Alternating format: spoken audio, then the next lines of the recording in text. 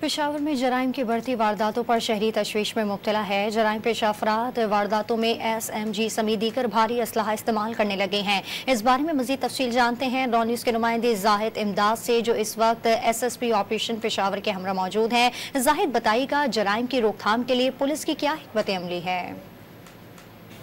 जी बिल्कुल, पेशावर में एक बार फिर जो जराइम है बिलखसूस राहज़नी के, उसमें एक वेव नज़र आ रही है। गुज़श्ता दिनों भी पहाड़ीपुरा फ़कीराबाद के हवाले से जो है मुख्तलिफ वाक़यात सामने आए और AK-47 जो SMG है उसका इस्तेमाल भी हुआ। मजमूई तौर पर पेशावर जराइम के हवाले से बिलखसूस राहज़नी के हवाले से क्या सूरत हाल है, पुलिस वर्कआउट कहाँ तक है, इस पर आइए हमारे साथ जो SSP ऑपरेशन पेशावर है वो मौजूद है। सर बहुत शुक्रिया।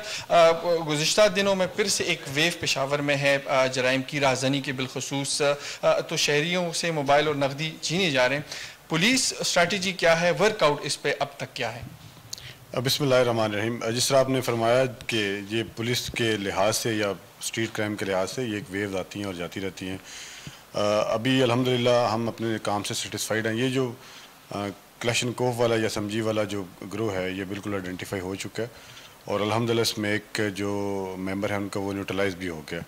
तो ये इन्होंने लास्ट जो कार्रवाई थी इन्होंने की 18 की रात को की, उसके बाद कोई इस तरह की कार्रवाई हमारे नोटिस में नहीं आई। असले की जो पहुंच है यहाँ पे या दस्तयाबी है यहाँ के खास तौर पे पेशावर के लोगों को या गर्दनवा के लोगों को, ये एक तारीखी फैक्टर है। इस पर बड़ा ज़ोरों शोर से काम करने की ज़रूरत है। इस पर गवर्नमेंट को पॉलिसीज़ मेरे ख्याल में चेंज करनी पड़ेंगी, क्योंकि एंड ऑफ द डे ये जितना भी वर्कलोड है वो पुलिस के लिए और ब्रांड जो है वो आवाम को झेलना पड़ता है।